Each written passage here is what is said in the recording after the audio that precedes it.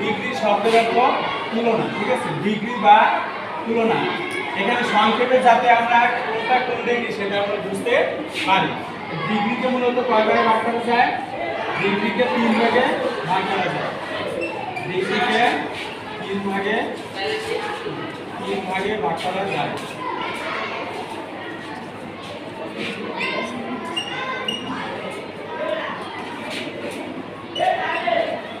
যথা আমরা 1 নম্বরে দিতে পারি কি, যথা এটা হচ্ছে যে তোমার পজিটিভ, প্রথমটা হচ্ছে পজিটিভ ডিগ্রি, পজিটিভ ডিগ্রি। 2 নম্বর হচ্ছে কম্পারেটিভ ডিগ্রি।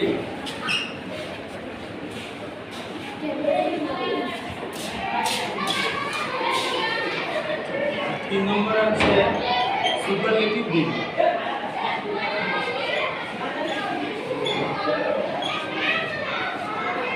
পজিটিভ ডিগ্রি কে এখানে পজিটিভ ডিগ্রি, আর একটা হচ্ছে কম্পারেটিভ ডিগ্রি, আর একটা হচ্ছে কি সুপারলেটিভ ডিগ্রি।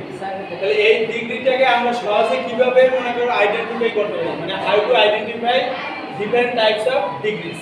তাহলে সেক্ষেত্রে আমাদের প্রথম পজিটিভ ডিগ্রিতে যেটা দেখলে আমরা বুঝতে পারবো যে এটা পজিটিভ ডিগ্রি, সেটা হচ্ছে নো আদার, শুরুতে যেটা একদম আমাদের শুরুতে কি থাকবে, নো আদার অথবা ভেরি ফিউ, নো আদার অথবা কি থাকবে, ভেরি ফিউ।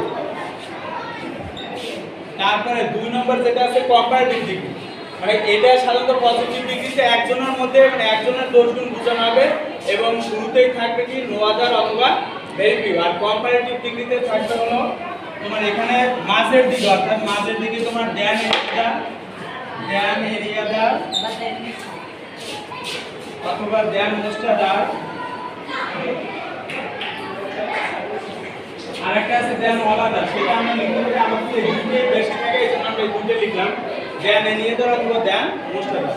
আর সুপারলেটিভ ডিগ্রির ক্ষেত্রে সাধারণত সাবজেক্ট প্লাস ভার্বের পরে, সাবজেক্ট প্লাস ভার্বের পরে, সাবজেক্ট প্লাস ভার্বের পরে বি অথবা ওয়ান অফ দি থাকে, কি থাকবে, বি অথবা ওয়ান অফ দি। এইগুলো দেখে আমরা কিন্তু সহজে কি করতে পারবো, ডিগ্রি আইডেন্টিফাই করতে পারবো।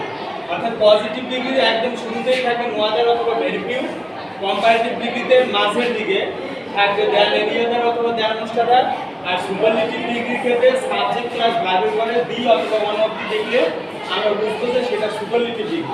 অথবা এরপরে মনে করে আমাদের শব্দের শেষে ইএসটি অথবা শব্দের পূর্বে মোস্ট থাকলে সেটা সুপারলেটিভ ডিগ্রি হয়। এভাবে আমরা কিন্তু ডিগ্রি সহজে আইডেন্টিফাই করতে পারবো।